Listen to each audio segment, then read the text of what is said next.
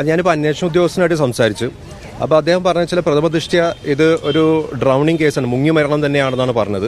അപ്പോൾ അതിനകത്ത് ചെറിയൊരു സംശയം ഉണ്ടായിരുന്നു, ഈ വൈദ്യുതാഘാതം എങ്ങാനും ഏറ്റിട്ട് മരിച്ചാണെന്നോ. അതല്ല, മുങ്ങി മരണം തന്നെയാണെന്നാണ് അദ്ദേഹം പ്രഥമദൃഷ്ട്യ പറഞ്ഞത്. ഇനി അത് ഫൈനലായിട്ട് സ്ഥിരീകരിക്കണമെങ്കിൽ ഈ പറഞ്ഞ പോലെ പോസ്റ്റ്മോർട്ടം റിപ്പോർട്ടിന് ശേഷമേ പറ്റുകയുള്ളൂ. ഈ പോസ്റ്റ്മോർട്ടം ചെയ്യണമെന്നുണ്ടെങ്കിൽ ഏതെങ്കിലും ഒരു ബ്ലഡ് റിലേറ്റീവ് ഇവിടെ വരണമെന്നുള്ളത് അത് നിയമപരമായിട്ടുള്ള ഒരു മാൻഡേറ്ററി സംഗതിയാണ്. അപ്പോൾ ഈ കുട്ടിയുടെ അമ്മാവൻ, അതായത് അമ്മയുടെ ആങ്ങള, ഇന്ന് വൈകിട്ട് ഒരു 6-7 മണിയാകുമ്പോഴേക്കും ഡൽഹിയിലേക്ക് എത്തും.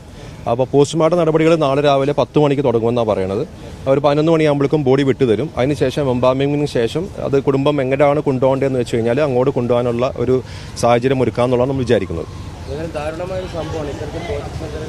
തീർച്ചയായിട്ടും ഞെട്ടിക്കുന്ന സംഭവമാണ്. നമ്മളെല്ലാവരും ഡൽഹിയിലുള്ള ആൾക്കാരാണ്. ഡൽഹിയിൽ അത്രമാത്രം മഴയൊന്നും പെയ്തിട്ടില്ല. കഴിഞ്ഞ 2 ദിവസമോ 3 ദിവസമായിട്ട് ചിന്ന ഭിന്നമായിട്ടുള്ള മഴ തന്നെ പെയ്തിട്ടുള്ളൂ. അങ്ങനത്തെ ഒരു മഴയിൽ ഇങ്ങനത്തെ ഒരു സംഭവം, അതായത് ബേസ്മെന്റിൽ നിൽക്കുന്ന കുട്ടികൾ വെള്ളം അങ്ങോട്ട് കയറി മുങ്ങി മരിച്ചു എന്നൊക്കെ പറയുന്നത് സത്യം പറഞ്ഞാൽ ഞെട്ടിക്കുന്ന ഒരു മനസ്സാക്ഷി ഞെട്ടിക്കുന്ന ഒരു സംഭവമാണ്.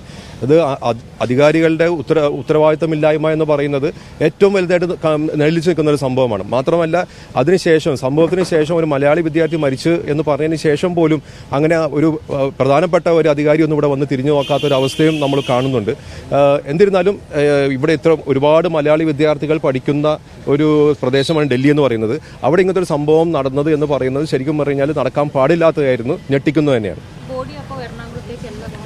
അതിനകത്ത് ഞാനിപ്പോൾ അവിടുത്തെ ലോക്കൽ MLA റോജി M. ജോണുമായിട്ട് സംസാരിച്ചു. റോജി ഇവരുടെ അവിടുത്തെ വീട്ടിലുണ്ട്, ഇപ്പോൾ കാലടിയിലുള്ള വീട്ടിലുണ്ട്. റോജി എൻ്റെ അടുത്ത് പറഞ്ഞത് ഇവർ തിരുവനന്തപുരം സ്വദേശികളാണ്. അമ്മ അവിടെ അധ്യാപിക ആയത് കാരണമാണ് കാലടിയിൽ താമസിക്കുന്നത്. അതുകൊണ്ട് തന്നെ ഇവർ എങ്ങോട്ട് കൊണ്ടുപോകണമെന്നുള്ള തീരുമാനിച്ചിട്ടില്ല. തിരുവനന്തപുരത്ത് കുടുംബം ഉള്ള സ്ഥലത്തേക്ക് കൊണ്ടുപോകുമോ അല്ലെങ്കിൽ എറണാകുളത്തേക്ക് കൊണ്ടുപോകുമെന്നും തീരുമാനിച്ചിട്ടില്ല. എന്തായാലും ഇന്ന് വൈകുന്നേരം ഇവിടെ അമ്മാവൻ എത്തുമ്പോൾ ആ കാര്യത്തിലൊരു ധാരണയാകുമെന്നാണ് പറഞ്ഞിരിക്കുന്നത്.